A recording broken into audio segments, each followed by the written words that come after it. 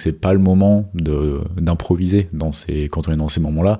Donc tout ce que vous allez pouvoir préparer en amont, ce sera autant de temps de gagner, d'efficacité, d'énergie de gagner et de charge mentale en moins. Avoir des moments de doute, c'est normal, et c'est même plutôt sain, ça veut dire que vous êtes sur le point de repousser des limites. Quand Pierre et moi sommes passés de développeur à manager, on s'est posé beaucoup de questions. Et c'est sur cette base que nous avons créé Tech Ronins, pour échanger sur nos problématiques quotidiennes et devenir de meilleurs leaders petit à petit. Toutes les 2 semaines, on vous propose du contenu sur le leadership technologique, sous forme de conversations, de débats ou d'interviews. Le contrat est simple, on vous emmène avec nous dans nos questionnements et on avance tous ensemble. D'ailleurs, si vous souhaitez aller plus loin avec nous, que ce soit sur une problématique de leadership, de management ou encore d'organisation, Pierre et moi proposons désormais de l'accompagnement personnalisé pour vous, vos équipes, vos leaders ou même pourquoi pas votre start-up. Si vous souhaitez emprunter nos cerveaux pour avancer plus vite, rendez-vous sur tech-ronins.fr pour convenir d'un premier échange. Je vous laisse maintenant avec votre épisode du jour. Bonne écoute! Bonjour à toutes et à tous, aujourd'hui un épisode un peu improvisé, on va pas se mentir. On a eu des petits soucis sur la piste de l'épisode qu'on a enregistré qui devait sortir, donc voilà, on va vous le ressortir correctement dans 2 semaines, mais voilà, maintenant il va falloir faire avec moi, on est agile après tout chez Feu Agiliste. Aujourd'hui, je vais vous parler d'un sujet que j'avais dans les tiroirs depuis un petit moment, que j'avais sûrement eu cette idée après une journée particulièrement pénible. Je vais vous parler de comment survivre à une journée pleine de réunions en ligne. Les réunions pas en ligne, c'est plus vraiment mon quotidien, mais les réunions en ligne, je commence à bien connaître. Et quand on en a quelques-unes, ça va à peu près. Quand on en a beaucoup, je vais définir peut-être les volumes, mais après c'est propre à chacun. Mais pour vous donner un ordre de grandeur, moi en général, une journée à 4-5 réunions, c'est à peu près une journée typique. 6, 7, 8, ça arrive. 9, 10, 11, 12, 13, ça peut arriver. C'est au moins une fois par mois, on va dire. Donc évidemment, quand on commence à avoir plus de 10 réunions, ça commence à être compliqué. Si en plus on attend de vous que vous soyez les leaders de ces réunions, de toutes ces réunions, là ça commence à demander un peu de préparation si on veut s'en sortir et délivrer de la valeur, le mieux possible, respecter le temps de nos collaborateurs et collaboratrices évidemment, parce que finalement quand on organise une réunion, quand on accepte de venir à une réunion, on donne de son temps, on accepte d'être dans le même espace-temps, de partager le même espace-temps, et donc on a une responsabilité vis-à-vis de l'espace et du temps de nos collaborateurs et collaboratrices. Donc c'est important que ce soit pas pour rien, donc de créer de la valeur. Donc évidemment, créer de la valeur sur une réunion, c'est une chose, créer de la valeur sur 10 dans une journée, c'est autre chose, et ça demande, comme toutes les mises à l'échelle, peut-être de prendre un petit peu du recul sur comment est-ce qu'on s'y met, quoi. Donc je vais essayer de vous partager un ensemble de petits tips, de petites astuces que j'essaie de suivre et qui me permettent de survivre très régulièrement à ce genre de péripéties. Je vais sûrement filer un peu la métaphore du marathon. Si vous le savez, je cours, je fais de la course de fond en général, marathon, trail, etc. Pas forcément des performances incroyables, mais je me suis jamais blessé. Donc ça veut dire soit que je prends pas assez de risques, soit que je me prépare bien. Sûrement un petit peu des deux. Toujours est-il que l'objectif à chaque fois est rempli, parce que moi le but c'est juste de me faire plaisir et de pas me blesser. Et donc ça s'apparente vraiment une journée comme ça, une journée de 8 heures avec beaucoup de réunions et où on n'a pas forcément toujours le temps de manger, etc. Ça s'apparente plus ou moins à un marathon. En tout cas c'est ce que je connais de plus proche, pour être honnête.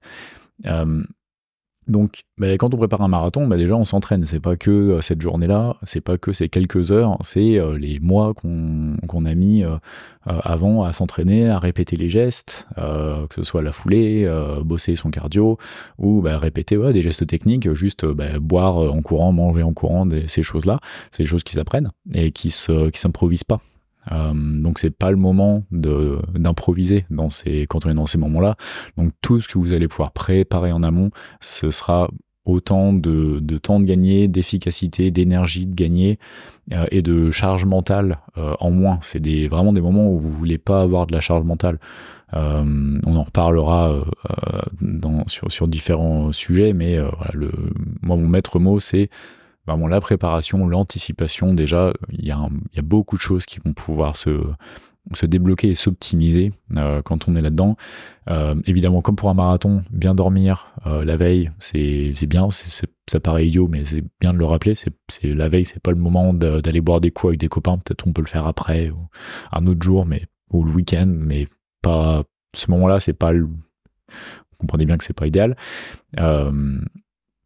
Bien manger, bien s'hydrater, voilà, on est choses basiques, mais bon, ça reste quand même, on est quand même des bouts de bidoche, donc il faut aussi se donner toutes les chances aussi du côté physique et mental dans une certaine mesure. Ensuite, il y a tout l'aspect, comme je disais, planification et organisation. Alors, vous le savez sûrement, moi, je prépare mes mois, mes semaines, mes jours, et mes réunions. Donc, briefer la journée, c'est pour moi crucial, avoir un plan clair et détaillé. Moi, la première chose que je fais le matin quand j'arrive à mon bureau, c'est je prépare ma journée. Donc, quelles sont les tâches que j'ai pas faites hier, que je dois faire aujourd'hui? Quelles sont les tâches que j'ai pas faites hier, que je ferai un autre jour? Et puis quelles sont les réunions et en gros comment s'organise ma journée. Je mélange le pro et le perso, finalement ça revient à peu près à la même chose. Moi je pense pas que c'est une bonne idée d'occulter l'un ou l'autre. Et donc voilà, je regarde mon calendrier, j'ai telle réunion, donc en gros je sépare ma journée en demi-heure. Et donc ça va me permettre de savoir et de conscientiser en fait vraiment cette journée de réunion. Pas juste regarder au calendrier, mais vraiment j'écris à la main sur mon bullet journal toutes les réunions, tic tic tic tic. Et ça permet vraiment de conscientiser, de se dire oula, donc là ça va être bien, ok, là ça va, là c'est tranquille, là ça va être chaud, là ça va être très chaud, là ça va être très très chaud, là j'aurai sûrement faim. Et donc ça me permet d'organiser déjà la journée juste d'un point de vue très basique. Quand est-ce que je mange, quand est-ce que je prends des pauses, ça paraît rien, mais c'est hyper important. Parfois j'ai même pas le temps de manger, donc je sais que j'aurai pas le temps, donc comment est-ce que je fais? Est-ce que je me prends des compotes survitaminées que j'utilise pour les marathons pour survivre? Est-ce que je me prépare un truc? Est-ce que voilà, il y a plein de solutions, surtout quand on bosse chez soi, on a quand même un peu plus de possibilités. Voilà, est-ce que je demande à ma compagne de préparer quelque chose, que je briefe avec elle aussi pour lui dire du coup aujourd'hui je vais être un peu charrette, donc voilà, comment est-ce qu'on s'organise sur ça, est-ce que je peux avoir son aide là-dessus. Voilà, donc c'est toute cette anticipation là, elle se fait aussi à ce niveau-là. Moi je vais même jusqu'à me demander, en général je prends pas de petit déj le matin, mais si je sais que j'ai une réunion comme ça, que j'ai une journée comme ça, où déjà à la fin de la journée, à la fin de la matinée je vais être sur les rotules et que je sais pas quand j'aurai le temps de manger, du coup je prends un petit déj. Donc encore une fois, comme le marathon, quoi. Préparation mentale, physique, c'est des détails, mais cette somme de détails fait que vous allez survivre ou pas, créer de la valeur ou pas, et aussi tenir sur le temps, parce que finalement une journée comme ça, bon c'est pas grave, voilà, on s'en remet, mais quand la charge de travail est élevée sur une longue période, c'est ces réflexes-là, ces habitudes-là qui sauvent un peu la mise et qui permettent d'être un peu plus résilient, quoi. Donc et prioriser les tâches aussi, c'est un truc important. Donc peut-être que encore une fois, dans l'idée d'anticiper, si vous avez briefé un peu votre semaine et que vous avez détecté que ce jour-là vous aurez tel pic, dans l'idéal, ce jour-là, c'est pas le moment où vous avez une deadline pour rendre un rapport ou une étude de cas à envoyer à un candidat pour un poste ou je sais pas. Donc toujours. Voilà. La planification, l'organisation, l'anticipation, tout ça, c'est la base. Ensuite, il y a tout ce qui est support, outils technologiques. Je ne trouve pas que ça fasse tout, mais quand même avoir un environnement correct, c'est idéal. Moi, à une époque, je travaillais justement dans un bureau, pas chez moi, mais dans un bureau. Les petites salles de réunion, là, vous savez, les petits booths, les petites cabines téléphoniques où on est tout seul dans moins d'1 mètre carré, c'est bien pour prendre un appel vite fait, pour passer une journée entière. C'est un coup à devenir zinzin. Je vous le conseille pas. Donc si vous avez l'opportunité de pas faire ça, de trouver une autre solution, je vous conseille, surtout sur cette journée-là, c'est pas idéal. Donc l'environnement, c'est quand même être dans un environnement calme et tout. Et après, il y a toute l'idée du setup. Moi, j'aime bien avoir un setup un peu modulaire. J'ai la chance du coup de travailler depuis chez moi, donc j'ai un bureau fermé, machin. Donc je peux ouvrir la fenêtre, fermer la fenêtre, parce que c'est con, mais quand on reste en réunion pendant des heures, si on peut pas ouvrir la porte, ouvrir la fenêtre, on va vite s'intoxiquer au monoxyde de carbone et on va peut-être pas le sentir, mais ça va avoir un impact. Et puis j'aime bien avoir, quand je dis modulaire, c'est que j'ai un bureau qui se lève et qui se baisse, un standing desk électrique. Je vous le conseille parce que quand c'est manuel, finalement on le fait 2 fois puis après ça nous saoule.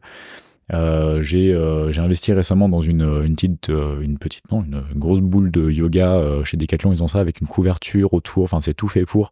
C'est pas forcément le truc à utiliser tout le temps, mais vu que je vais passer la journée au même endroit, parfois on sent que mes jambes me font mal ou mon dos il me fait mal et tout.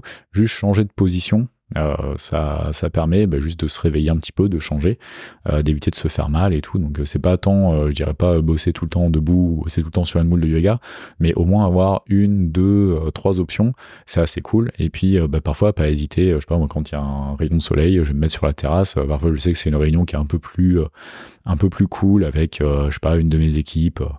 Voilà, je mets mes lunettes de soleil, boum, je prends la réunion sur la terrasse, même si c'est 10 minutes, un quart d'heure. Voilà, on change, on s'oxygène, encore une fois, c'est un peu la gestion de l'énergie, elle passe aussi par là, je trouve. Ensuite, une révélation que je me suis faite récemment, je me suis acheté des enceintes, parce que mon Mac est fermé pour des raisons que je vous passe, mais du coup, j'étais toujours au casque, parce que sinon, le Mac fermé, les enceintes, c'est pas terrible. Et puis c'est là que j'avais mon micro, comme beaucoup de gens finalement utilisent le casque parce que le micro et pas parce que le casque. Maintenant que j'ai mon micro externe, celui que j'utilise pour les podcasts, et des enceintes, c'est top parce que j'ai pas un casque sur la tête toute la journée.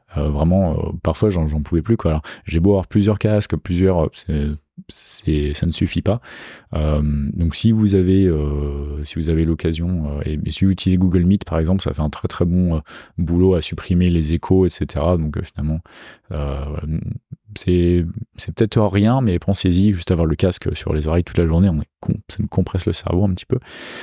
D'un point de vue vraiment un peu plus technologique, on en a pas encore parlé, j'en parlerai après, mais sur la planification, je vais en parler maintenant. La planification des réunions, ça passe aussi par les notes de réunion. Donc on en a déjà parlé, j'ai déjà fait tout un épisode là-dessus, mais vraiment avoir un agenda, une description du déroulé de la réunion, ou au moins du contexte et des objectifs avant, ça va vous permettre, vous, d'être au clair sur ce qui va se passer. Ça va permettre à tout le monde de savoir ce qui va se passer. Imaginez si vous avez 10 réunions, si à chaque fois vous prenez 10 minutes pour attendre les gens, pour expliquer le contexte et pour expliquer ce que vous attendez d'eux et pourquoi ils sont là, ça fait 10 x 10, ça fait 100 minutes de perdu, ça fait 2 heures. 2 heures, c'est 4 meetings. Donc moi je trouve pas ça idéal. Donc vraiment préparer les réunions, aider les gens à préparer les réunions, c'est pour moi indispensable.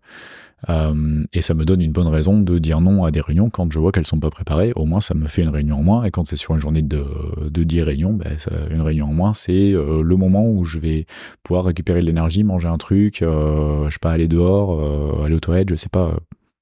J'utiliserai toujours ce temps d'une façon ou d'une autre. Donc pour en venir au support de réunion, parfois créer un petit board sur Miro, quelque chose comme ça, ça permet soi-même de se mettre un petit peu au clair de ce qu'on va faire, et ça permet surtout de garder une trace, je trouve, surtout sur ces réunions-là où ça va être un petit peu brainstorming, ou juste, mais ça peut être juste une demi-heure, hein. Ça m'est arrivé pas plus tard qu'aujourd'hui, préparer un cas d'étude à envoyer à un candidat pour un poste de management. J'avais besoin d'idées et tout, je voulais inclure l'équipe là-dedans. J'avais pas beaucoup de temps et puis c'était dernier moment. Et j'aime pas du tout faire les réunions au dernier moment.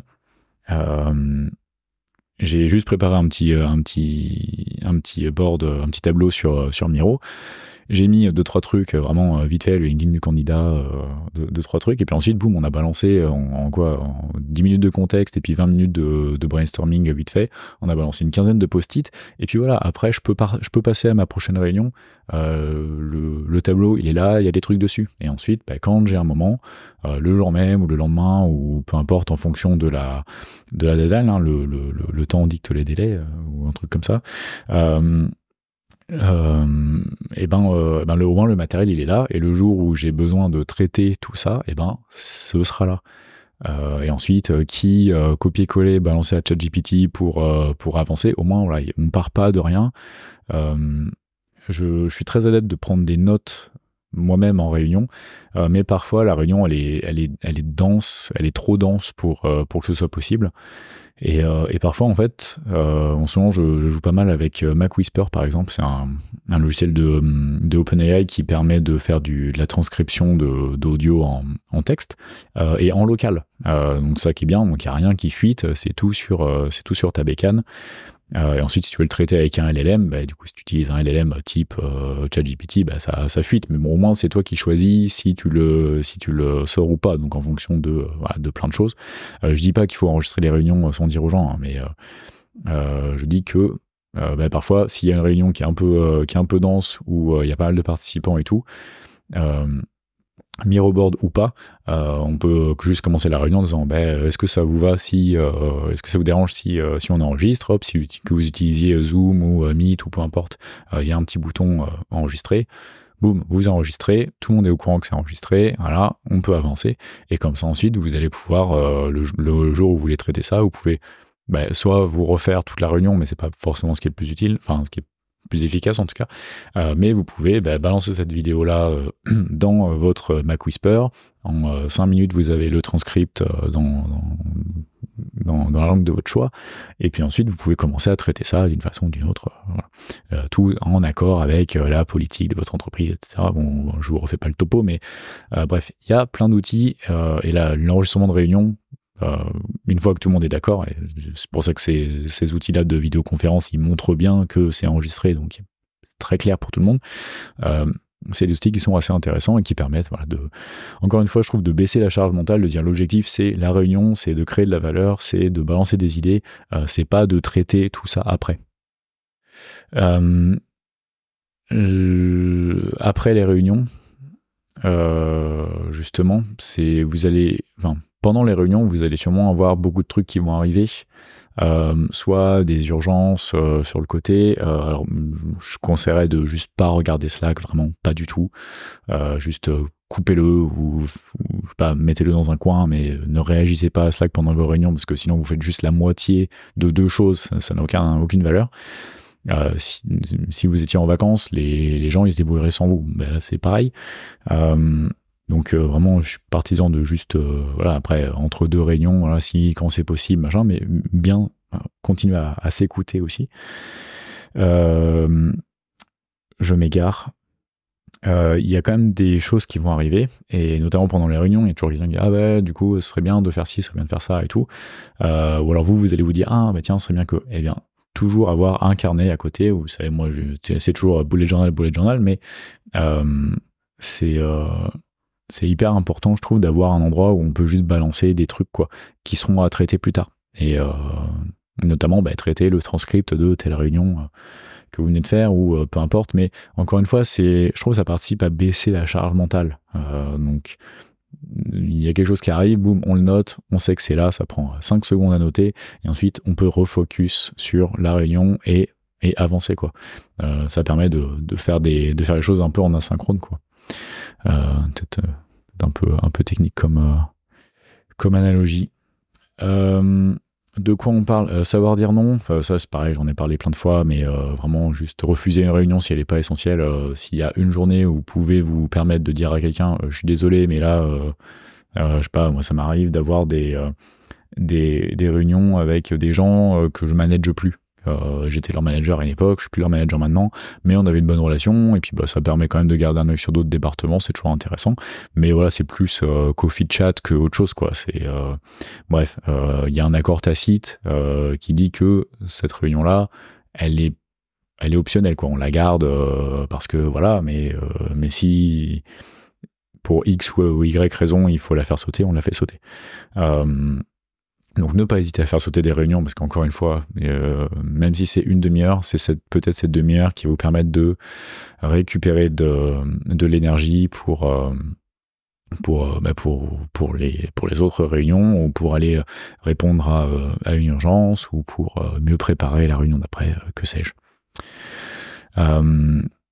Et protéger ces moments de pause. S'il y a quelqu'un qui au dernier moment vous met une réunion sur le petit slot que vous aviez pour manger, et que vous en avez vraiment besoin et que c'est pas extrêmement urgent, n'hésitez pas à demander à la personne de repousser, ou de vous écrire un message, ou de le faire en asynchrone, ou peu importe. Voilà, on a commencé à bien faire le tour. Est-ce que j'ai d'autres notes? Ouais, alors sur les pauses, évidemment vous allez sûrement devoir aller aux toilettes de temps en temps. Moi, mon petit tips, c'est de pas prendre son téléphone. Ça paraît rien, mais ça permet de laisser un peu le cerveau faire un peu ce qu'il veut. Parfois, le cerveau il va débriefer tout seul la réunion d'avant, peut-être qu'il va briefer la réunion d'après. Peut-être qu'il va se dire ah bah attends, je commence à avoir faim, qu'est-ce que je peux me faire à manger en 4 minutes chrono. Mais en tout cas, si c'est juste pour aller sur Instagram, en fait c'est juste rediriger son attention vers autre chose, et ça va pas, même si on a l'impression qu'on va se détendre, en fait, mon avis à moi, c'est que c'est pas assez pour vraiment se détendre. C'est pas vraiment un break aller sur Instagram pendant 3 minutes 50. Donc aller sur Instagram pendant 1 heure, oui, vous allez vous détendre, c'est bien, mais là je trouve la petite pause de pas prendre son téléphone aux toilettes, c'est des petits trucs comme ça qui ont un peu changé ma vie. Donc je vous conseille d'essayer. Dans un registre plus sérieux, la fatigue décisionnelle, c'est un vrai truc. Il faut être conscient que la qualité de vos décisions, elle va décroître en fonction de la fatigue. Donc c'est pas toujours possible, mais si vous arrivez à ce niveau d'anticipation, mettre les réunions les plus critiques en début de journée, là où vous êtes frais, c'est mieux. Parce qu'en fin de journée, vous allez être cuit, ça c'est sûr. Et c'est ok d'être cuit, c'est ok, comme je disais tout à l'heure, de déléguer, de dire ah bah tiens, ça te dérange pas, prends le lead parce que moi là j'ai besoin de récupérer un peu d'énergie, mais dans l'idéal vous faites ça sur une réunion qui est un peu moins critique. Donc fatigue décisionnelle, prendre les décisions importantes le matin, c'est vrai même quand on fait pas des réunions toute la journée, mais voilà, c'est encore une fois, c'est la somme de plein de petits trucs qui font que vous allez survivre. Après les réunions, alors comme si vous faites comme moi et que vous ignorez Slack totalement pendant de longues périodes de temps, au bout d'un moment, évidemment, ça va s'accumuler, vous allez recevoir des messages, etc. Alors, il y aura des trucs à traiter ou pas, mais bon, voilà. Vous allez sûrement vouloir le traiter quand même le jour même. Ne pas hésiter à prendre, surtout si vous bossez à la maison, vous gérez un peu votre temps comme vous voulez, ne pas hésiter à prendre un moment pour décompresser, vraiment une demi-heure, 1 heure, pas hésiter quoi. Vraiment couper un petit peu, recréer de l'énergie, faire je crois que dans Deep Work, ils disent un truc, il faudrait que je relise ce passage, mais ils disent quelque chose du style, pour récupérer de l'énergie, il faut faire quelque chose de créatif. Alors créatif, ça peut tout et rien vouloir dire, ça peut faire un peu peur.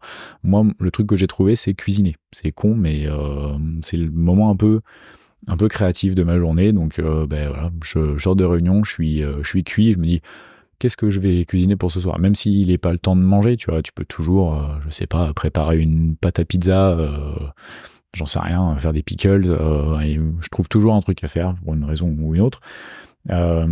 ou aller courir, ou je sais pas, bref, vraiment essayer de couper. Et ensuite, si vraiment vous voulez vous torturer vos messages, ou au moins regarder s'il y a des trucs qui sont urgents ou qui vont affecter votre journée du lendemain ou quoi que ce soit, ben là, moi en général, c'est le moment où une fois que tout le monde est un peu parti, que je commence à regarder un petit peu dans mes messages et mes notifications, et que au moins je gratte un petit peu, même si je fais rien, tu vois, je note un petit peu sur mon bullet journal 2-3 trucs, et juste après le cerveau toute la nuit il va gamberger un petit peu tout ça, il va processer, il va compiler tout ça, et le lendemain vous allez arriver, vous aurez déjà un début de situation awareness autour de tout ça. Je crois que c'est à peu près tout. Bon, je pourrais parler de ça pendant des heures, mais voilà, globalement, si je devrais récapituler, les points clés, c'est le briefing, l'anticipation, même avant cette réunion. Ça commence pas le matin, ça commence la veille, l'avant-veille, potentiellement. Même juste conscientiser la situation, ça suffit déjà. Ensuite, un bon briefing le matin pour arriver avec un plan. Et puis baisser un peu sa charge mentale tout de suite, faire en sorte de pouvoir être focus, d'avoir de l'énergie, d'avoir sa bouteille d'eau pleine à côté, moduler un petit peu son espace, essayer de bouger un petit peu, s'écouter, gérer son énergie efficacement en pleine conscience, et prendre des notes pour faire le suivi des tâches et pouvoir ensuite actionner toute la valeur que vous avez aidé à créer pendant ces réunions, pendant les jours, les semaines qui viennent. Voilà, si vous vous retrouvez un petit peu dans ce genre de situation, force à vous. C'est pas toujours évident, mais on se finit par s'y faire. Je vous ramène aussi à un autre épisode qu'on a fait il y a quelques mois maintenant, qui s'appelle The Resilience Plan, en tout cas qui parle d'un bouquin qui s'appelle The Resilience Plan. On a interviewé l'autrice qui est une psychologue et qui a du coup écrit un bouquin qui s'appelle The Resilience Plan, qui est sur pas seulement le burn-out, mais sur comment justement ne pas arriver au burn-out et comment se créer un plan qui nous permet d'être résilient. Donc si ça vous arrive trop souvent d'avoir ce genre de journée, je ne saurais que trop vous conseiller la lecture de ce livre. Il est très très pédagogique et très pratique, dans le sens où vraiment vous pouvez le lire très rapidement et commencer à faire votre plan.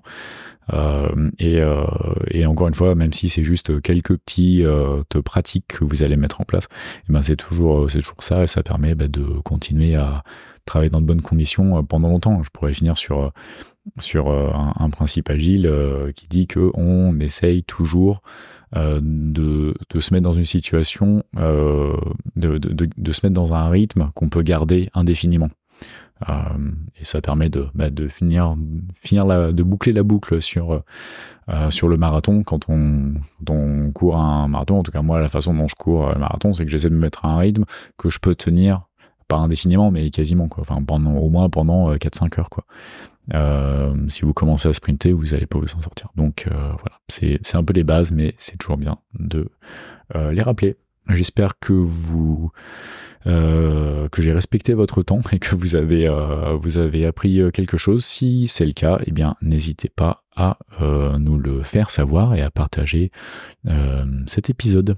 Je vous dis à très vite pour un prochain épisode. Dans 2 semaines, on va parler start-up et on va interviewer avec Pierre, quelqu'un qui s'occupe de start-up, qui a monté des start-up et qui gère un accélérateur à Londres. En attendant, prenez soin de vous. Ciao, bye bye.